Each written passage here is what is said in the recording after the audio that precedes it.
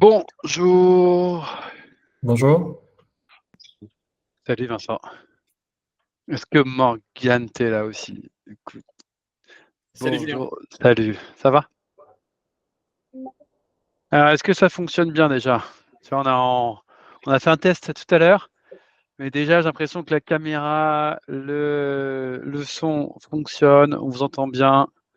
C'est parfait. Du coup, j'ai le document que je peux vous défiler après, comme on s'est dit. Donc l'idée, c'est de faire un webinaire sur le private equity, que ça dure pas très longtemps, hein. On va essayer de faire ça une demi-heure, 40 minutes max. C'est pas faire un cours sur le private equity, c'est vraiment d'expliquer à la fois, voilà, rappeler aux consultants de Odia qui sont présents et également aux clients, parce qu'on a aussi envoyé l'invitation aux clients, ceux qui voulaient se connecter pour découvrir comment fonctionne le private equity, à qui ça s'adresse, est-ce que c'est risqué, est-ce que le rendement attendu, par quelle manière, est-ce que c'est plutôt en direct, en assurance vie, voilà, quel est un peu le rendement risque et une vision plutôt au début globale du marché du private equity, parce que c'est vrai qu'on entend beaucoup parler. Jusqu'à pas longtemps, c'était plutôt réservé aux grandes fortunes et on voit que ça se démocratise. Mais on a quand même toujours cette notion de est-ce que c'est fait pour moi, voilà, est-ce que c'est accessible et quel est mon rendement risque. Donc je me permets de vous présenter donc Vincent, toi tu es plutôt t'es chez Euraseo, tu Oui, t'occupes plutôt de direction des partenariats ou c'est quoi ton poste chez c'est Euraseo? ça. Ouais. Alors, bonjour à tous. Donc, chez Euraseo, je fais partie d'une équipe où on s'occupe de structurer des fonds dédiés pour les clients privés et ensuite donc d'aller les commercialiser auprès de nos différents partenaires dont vous faites partie, Julien. D'accord. Et toi Morgane, tu es directeur des partenariats d'Interinvest.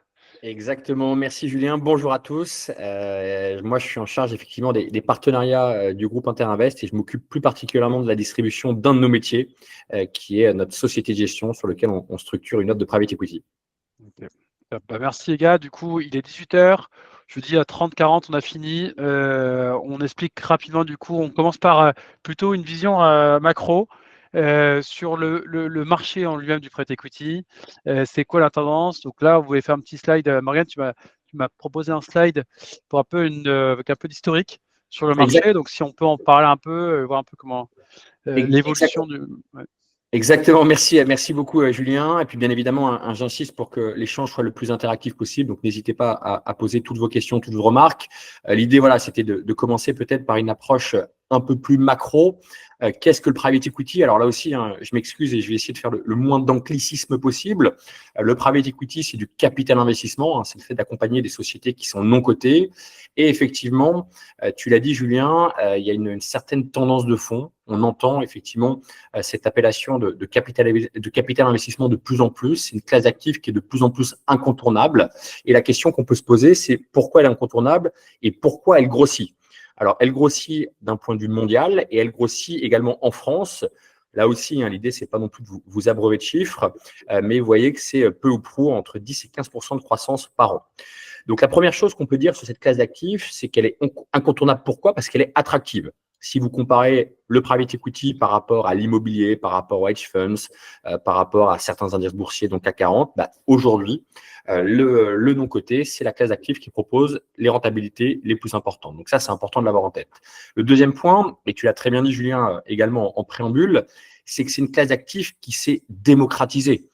Pendant très longtemps, les tickets d'entrée étaient de plusieurs millions d'euros. Et donc, en fait, c'était plutôt une classe d'actifs qui était trustée par une population, dirons-nous, institutionnelle. Le Covid est passé par là, la digitalisation est passée par là, les tickets d'entrée sont plus bas. Et donc, en fait, là aussi, si je devais donner un chiffre sur ce point-là, je dirais qu'aujourd'hui, un particulier sur 5, aujourd'hui, sur le private equity, c'est des particuliers. Donc, ça s'est fortement démocratisé. Et tu recommandes quoi à peu près en portefeuille, en patrimoine, du coup, sur un. C'est quoi, c'est 10, ça peut aller jusqu'à. Il n'y a pas de recommandation de l'AMF sur un pourcentage maximum qu'on peut avoir en portefeuille de prêt equity? Alors, C'est une très bonne question et c'est ce qu'on constate, nous, auprès des partenaires avec lesquels on travaille. On travaille avec un peu de 1200 partenaires, dont Julien et Olia qui en sont des parfaits exemples. Globalement, ça dépend effectivement un peu du patrimoine, de l'âge de l'investisseur. J'allais dire aussi de son côté averti, de son appétence. Mais effectivement, les chiffres que tu mentionnes sont les bons. Ça peut varier entre 10 à 15% du patrimoine. Effectivement, si quelqu'un a 100 000 euros sur un compte, c'est pas forcément la première classe d'actifs. Et puis aussi, on le verra un peu plus tard dans la présentation, parce que dès qu'on parle de private equity, et un de mes gérants serait là, il dirait c'est un peu comme dans une peinture, c'est un peu comme dans un tableau, il y a beaucoup de couleurs différentes et on verra que entre le venture et le secondaire, c'est des choses qui C'est ça, c'est très bien, merci Morgan, merci pour cette juste pour terminer cette introduction, je dirais attractif le premier point. Le deuxième point, je dirais que ça s'est fortement démocratisé. Le troisième point qui est important à avoir en tête, c'est que c'est une classe d'actifs qui est beaucoup moins volatile. Et on voit ce qui peut se passer parfois sur les marchés, effectivement, avec des effets yo-yo.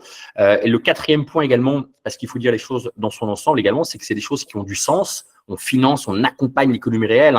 On est dans une société où c'est des choses qui nous parlent de plus en plus, et notamment toute la dimension RSE qui est bien évidemment très importante. Et le cinquième point, parce qu'il faut vraiment dire les choses dans son ensemble, c'est que c'est une classe d'actifs qui est peu ou pas liquide, mais là aussi on verra dans quelques minutes, Julien, parce qu'il y a le secondaire qui peut répondre à cette. Du coup, juste sur cette notion de risque, à peu près, on est parce que il y a généralement un classement de 1 sur 7 sur les produits d'investissement. Là, en général, on est à peu près à combien sur cette classe d'actifs? Ça va dépendre justement ça va dépendre du type, de la typologie du private equity. Alors non, ça va être systématiquement à 6 parce que en fait, le private equity, de par ses risques, risque de perte en capital et à destination d'investisseurs avertis, et ce risque d'illiquidité est systématiquement sur un risque plutôt élevé. Mais là aussi, après, ce qui va être intéressant, et il y a un slide un peu plus tard dans la présentation qui montre justement en fait ce rapport, si j'ose dire, entre rendement-risque et en termes de diversification. Oui, Vincent, du coup, ça me permet de rebondir sur les différentes formes de private equity, parce qu'on peut rentrer dans différents stades d'une entreprise, de la création ou développement, ou même de la revente, et en fonction de quel niveau on rentre, le risque est évidemment plus ou moins fort, parce que si je comprends le graphique que tu as fait, en gros, à gauche, tu rentres vraiment dans la société qui est en création, développement, innovation, donc vraiment sans track record, alors que plutôt quand tu pars sur la droite, tu es plutôt dans un côté où tu rentres dans une société qui est déjà en transmission ou qui est vraiment en maturité. Et donc, les niveaux de risque entre les deux ne sont pas les mêmes. Donc, tu as différentes typologies de private equity. C'est exactement ça, Julien. En fait, alors déjà, on parle généralement d'industrie du private equity. En fait, on devrait parler plus d'industrie des marchés privés. Et au sein des marchés privés, on a deux manières d'investir sur les marchés privés, soit en action, en equity, en capital dans les sociétés, on dit action de la société, donc le private equity, soit en étant créancier de la société en lui finançant la dette, en apportant la dette à la société, donc la dette privée. Soit tu prêtes, en gros, soit tu rentres au capital de la société, soit tu lui prêtes de l'argent. Voilà. Comme sur les marchés cotés. Comme sur les marchés cotés, on peut prendre investir en action, soit investir en dette. Exactement pareil, sauf que là, on va investir de sociétés qui ne sont pas cotées en bourse. En fait, on parle de private equity pour généraliser, parce qu'en fait, dans les faits, 80% du marché, c'est de l'investissement en equity. On schématise globalement en parlant d'industrie du private equity. Et donc, au sein du private equity, les gens ils connaissaient bien depuis longtemps les FCPI, donc les fonds d'investissement innovation. Et donc là, c'est plutôt uniquement la partie 1. Donc pendant longtemps, on a eu des défiscalisations en investissant dans les FCPI, toujours. Mais ça a marché pendant quand même très longtemps. Un tout petit peu, même si il y en a encore, mais c'est un peu moins, peut-être un tout petit peu moins en vogue qu'avant. Et ça, c'est bien du capital innovation, c'est du venture capital qu'on appelle ça. En fait, voilà. Donc, au sein du private equity, il y a différents segments d'investissement. Donc, ces différents segments d'investissement sont en fait en fonction du degré de maturité de la société. Et de par le degré de maturité, en fait, il faut entendre le niveau de revenu des sociétés. C'est souvent comme ça qu'on compare le degré de maturité d'une société, c'est en fonction de ses revenus et donc de sa rentabilité. Le premier segment, donc le segment où on va investir, donc le plus risqué forcément, parce qu'on investit dans les sociétés qui sont au tout début de leur histoire. Au début, elles ont une idée de projet, une idée de service, mais on ne parle pas du tout de rentabilité encore. Donc, c'est le capital innovation. Là, on va vraiment investir dans les sociétés qui sont au tout début de leur histoire. Donc, il y a un niveau de risque qui est très important. Et donc, pour des investisseurs privés, généralement, le private equity, et tu le disais très bien, Julien, c'est ce niveau-là, c'est ce segment-là. Donc, pour les investisseurs privés, dans l'inconscient général, le private equity égale risque, risque, risque. Pourquoi? Parce qu'avant, pour eux, le seul moyen d'investir en private equity, c'était via la FCPI, fonds communs de placement dans l'innovation. C'est pour ça qu'il y avait un avantage fiscal. Le risque est tel, il faut inciter les investisseurs à le faire, on donne un avantage fiscal. Mais en fait, le private equity, c'est beaucoup plus large que ça. Et au gré, justement, Morgane le disait, de l'amélioration de nos back-office, du fait qu'on a pu traiter de plus en plus de clients, de l'évolution aussi réglementaire, on a pu ouvrir un peu les deux autres segments du private equity, à savoir le capital développement. Là, on va accompagner les sociétés qui sont déjà leaders sur leur marché. Donc, elles sont beaucoup plus éprouvées, beaucoup plus robustes. Et tout l'enjeu, vu qu'elles sont leaders sur leur marché, c'est qu'on sait que ça marche, c'est d'en faire des leaders partout dans l'Europe, partout dans le monde. C'est pour ça qu'on parle de développement, capital croissance, growth equity, capital développement. On veut de la croissance, on veut du développement. C'est pas encore forcément des boîtes qui sont rentables, parce qu'on dépense beaucoup pour acheter des concurrents, pour développer des équipes. Donc, forcément, ça a un impact sur la rentabilité. Si on arrêtait de le faire, du jour au lendemain, elle serait rentable. Ça, c'est un segment qui est quand même assez connu de la part des investisseurs privés, pas sous le nom de capital développement, mais plus via les sous-jacents, les entreprises dans lesquelles on va investir, parce qu'on parle de croissance, donc généralement, c'est des entreprises qui sont un peu sur le devant de la scène. Chez Euraseo, c'est les Doctolib, c'est les Back Market, c'est les Payfit, les Quanto, les Mistral. Voilà, c'est ce genre de sociétés-là. Elles ne sont pas forcément toutes encore rentables, mais on les accompagne vers la rentabilité. Et après, le troisième segment, le plus gros segment du private equity, le capital transmission, le buyout, le LBO. Là, c'est l'investissement des boîtes qui sont déjà rentables, déjà matures. Et en fait, ce segment-là, du capital de transmission, il représente 80% du marché du private equity. Donc là où un client privé va penser private equity, c'est très risqué, et il a raison, parce qu'avant, c'était capital innovation, mais en fait, dans les faits, et là où les investisseurs institutionnels, qui sont les plus gros investisseurs du private equity, investissent depuis plusieurs dizaines d'années. Ouais, le gros est un peu en qualité de transmission, en fait, avant, c'était plus. C'est ça. Parce que là, on a une vraie récurrence dans les revenus, on a un niveau de risque qui est beaucoup plus faible, donc forcément, on peut s'attendre à un peu moins de rendement, mais ce moins de rendement-là, en fait, il est gommé par le fait qu'on prend beaucoup moins de risques. Et c'est des sociétés qui ont 5-10 ans, peu importe, ou qui ont ou 20 ans? Ça peut être des sociétés qui ont 100 ans, même parfois. Ok, il n'y a pas de. Non, en fait, généralement, ça peut être le premier LBO, le deuxième LBO, le troisième LBO, donc c'est des boîtes qui peuvent être valorisées déjà à plusieurs milliards d'euros, qui peuvent avoir plusieurs centaines de vies d'expérience. Des exemples connus qui se situent sur ce segment-là, on a typiquement Picard. Picard, c'est une société où son capital est fermé, qui se finance en equity sur les marchés du private equity. On a aussi Belron. Belron, c'est la maison mère de Carglass. Donc voilà, c'est des groupes qui sont des mastodontes européens, des mastodontes mondiaux, mais qui sont uniquement présents sur le capital de transmission. Et pour vous donner un ordre d'idée, en 2022, c'était la première année où il y a plus de boîtes qui sont sorties de la cote que de boîtes qui sont rentrées en bourse. Donc il y a vraiment un changement dans l'écosystème, c'est-à-dire que beaucoup d'entreprises ont compris les bienfaits de se financer uniquement auprès d'acteurs du private equity. Alors déjà parce que maintenant il y a des volumes qui sont très conséquents, donc on peut accompagner des Doctolib, on peut accompagner des back market en leur faisant des chèques très conséquents. Avant, le seul moyen de lever de l'argent c'était sur les marchés cotés. Maintenant c'est plus le cas grâce à des acteurs comme Interaves, comme Euraseo qui lèvent de l'argent. On peut accompagner ces boîtes-là et surtout au-delà de l'argent, on accompagne ces sociétés en leur offrant notre réseau, notre service. Donc, on va les aider dans leurs opérations de croissance externe. On va les aider dans leur c'est pas uniquement du capital, c'est pas uniquement de l'argent, quoi, des prises de capital. Et c'est ce qui explique en grande partie la surperformance du private equity par rapport, parce que ces sociétés-là dans lesquelles on est, on leur accompagne, on leur donne beaucoup plus que de l'argent. Morgane, tu voulais me présenter ce slide aussi qui te semblait assez intéressant sur justement notamment les fonds secondaires et le côté la résilience des fonds secondaires. Justement. Alors c'est quoi un fonds secondaire et pourquoi c'est résilient, toi?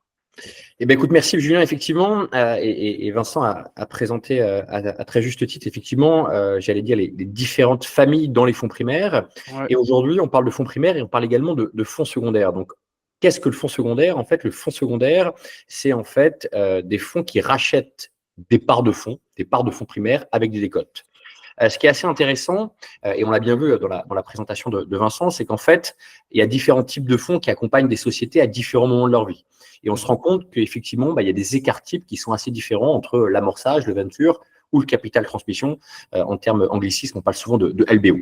Et dès qu'on parle de fonds secondaires aussi, ce qui est assez intéressant, c'est qu'en fait, déjà, ce fonds secondaire, il y a un momentum de marché qui est très fort parce qu'il faut bien comprendre que les fonds secondaires, donc c'est des fonds qui rachètent des parts de fonds avec une décote. Ah, c'est des fonds qui rachètent des parts de fonds. Exactement. Donc, je rachète des parts de fonds qui ont déjà un historique, entre 5 ans, 6 ans, 7 ans, parfois un petit peu plus. Donc, ça veut dire quoi concrètement? On a dit en préambule que le marché primaire avait tendance à grossir année après année. Donc là, aujourd'hui, le marché secondaire, ça n'est que la résultante du marché primaire avec quelques années de retard. Donc déjà, je sais que je suis sur une tendance qui est positive, attractive et dynamique. Donc j'ai vraiment une prévision de cette classe d'actifs qui est dynamique. Ça, c'est le premier point.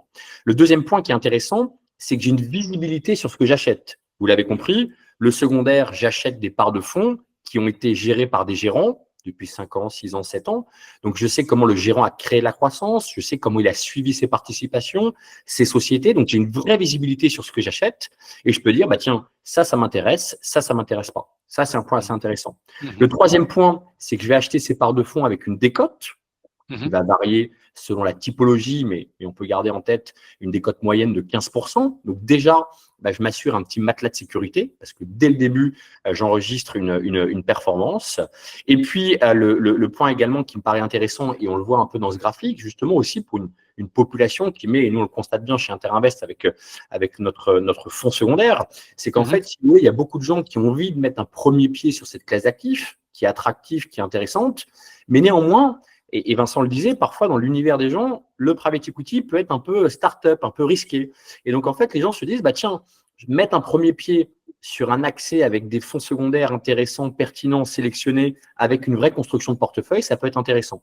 Et donc, nous, on s'est amusé à regarder tous les fonds secondaires et on se rend compte, alors je m'excuse pour le terme de TVPI qui reviendrait au terme de multiples, Ouais, c'est compliqué à comprendre. Exactement. Les fonds secondaires, il n'y en a que 1%. On s'est amusé à prendre tous les fonds secondaires qui existaient, exactement, complètement à gauche. Il n'y en a que 1% qui ont une performance négative. En d'autres termes, 99% des fonds secondaires ont une performance positive. Donc, il faut bien comprendre, je rachète des parts de fonds, j'ai une visibilité sur ce que je rachète ça avec une décote, c'est extrêmement résilient.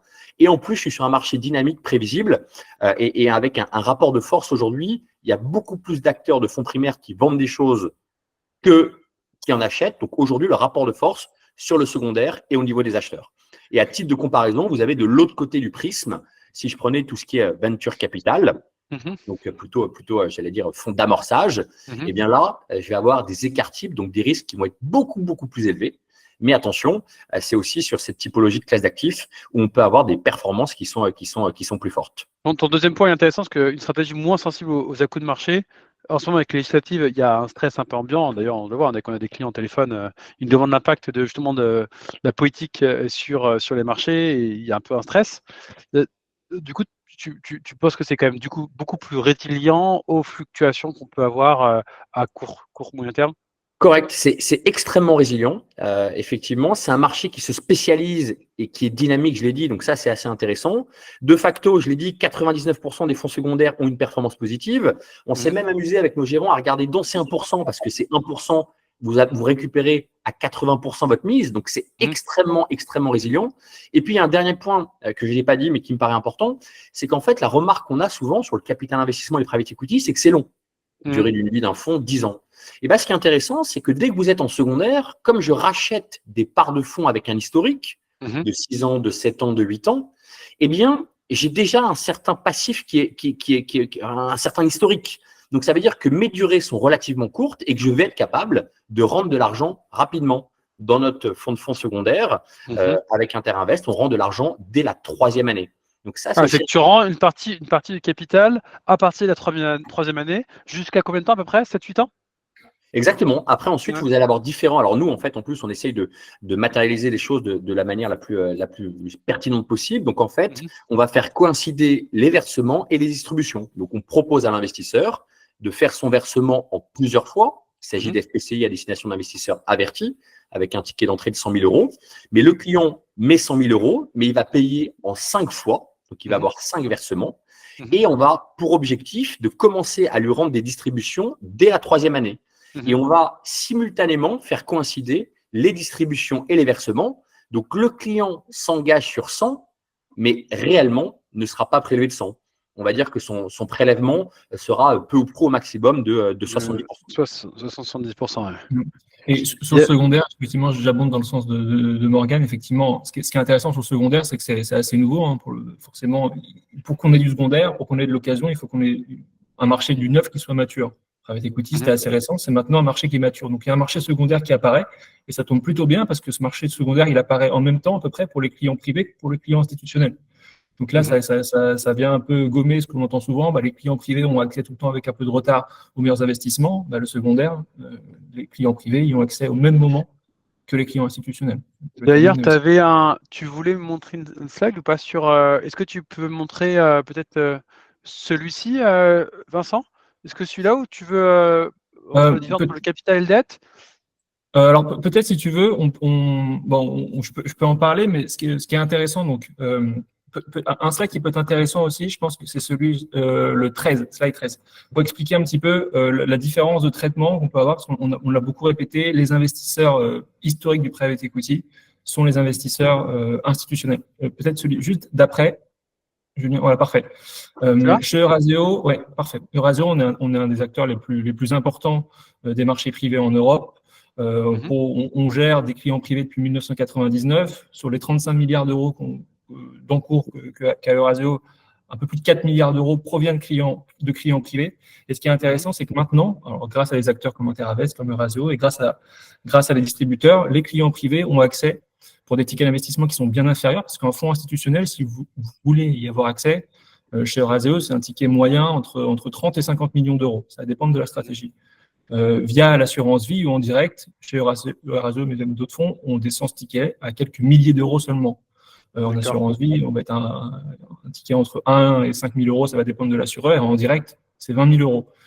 Et ce qui fait le succès un peu d'Eurazeo, c'est que vous avez accès, vous, pour 1 000 euros, pour 20 000 euros, aux mêmes stratégies, surtout aux mêmes sociétés que nos gros clients institutionnels.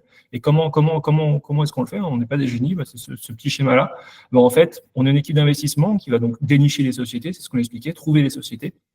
Et va ensuite, dès qu'on a décidé, je reprends l'exemple de Doctolib, de faire un chèque de 600 millions d'euros à Doctolib, sur ces 600 millions d'euros-là, en fait, on va piocher à peu près 550 millions d'euros dans le fonds institutionnel et 50 millions d'euros dans le fonds pour les clients privés. Ce qui fait que pour quelques milliers d'euros seulement, vous avez accès aux mêmes sociétés que nos gros clients institutionnels. Et c'est vraiment ça, voilà.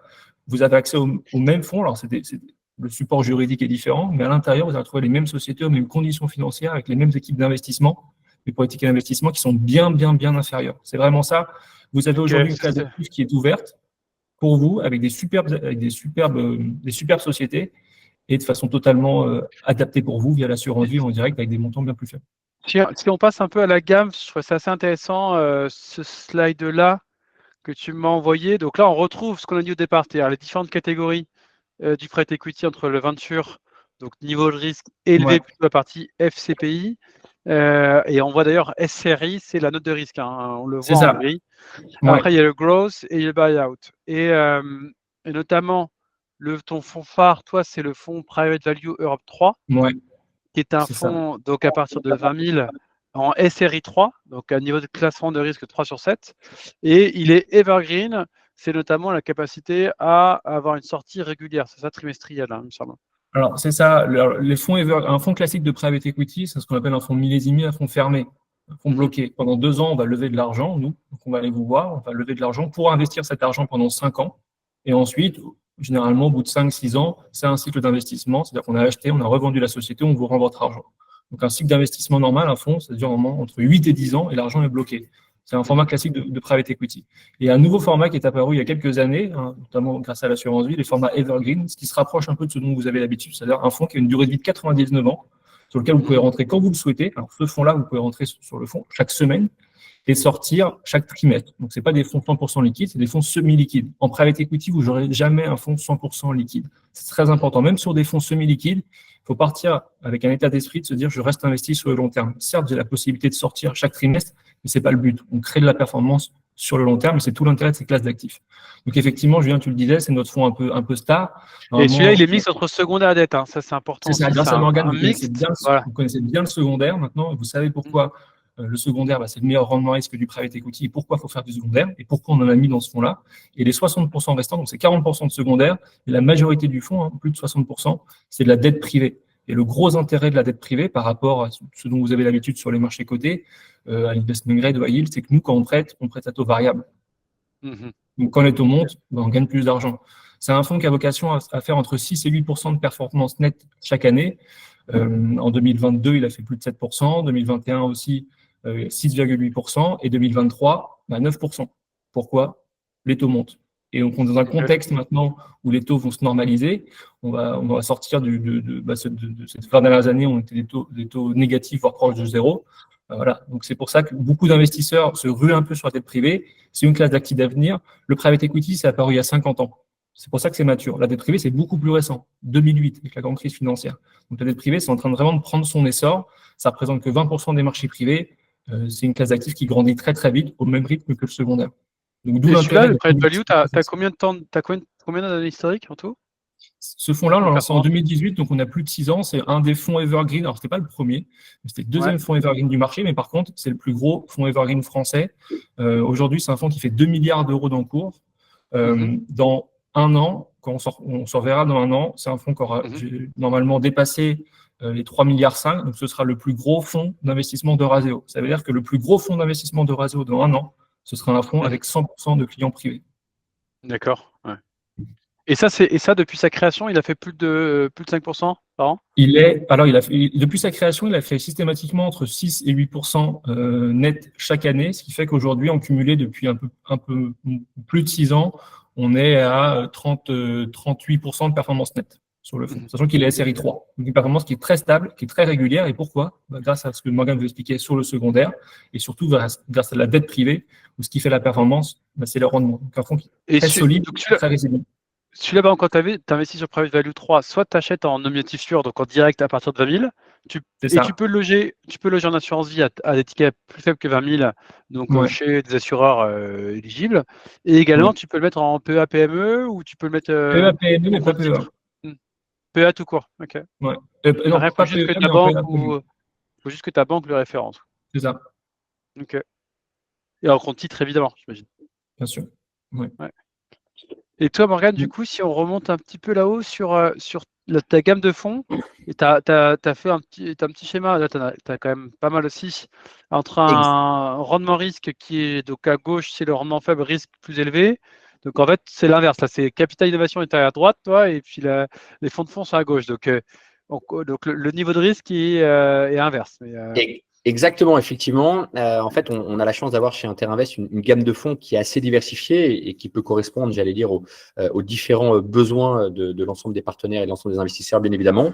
Et donc, en fait, ici, sur ce slide, vous voyez un peu les différentes couleurs du private equity dont on a parlé aujourd'hui. Donc, effectivement, avec l'univers du venture qui est plutôt à droite, assez spécifique. Et puis, effectivement, ensuite, on a plutôt ce qu'on appelle des fonds grosses. Je pense notamment à notre fonds de capital croissance, où on va accompagner les sociétés qui sont en croissance, qui sont dynamiques, mais qui sont structurellement rentables. Ça, c'est un point important, avec diversifié dans un prisme innovant. Ensuite, on a également des fonds thématiques, notamment des fonds dans le secteur de l'immobilier, et notamment des fonds evergreen. Vincent l'a présenté, ouvert au rachat et à la souscription de manière continue. Donc ça, c'est vrai que c'est un point assez intéressant, notamment sur la partie assurance vie.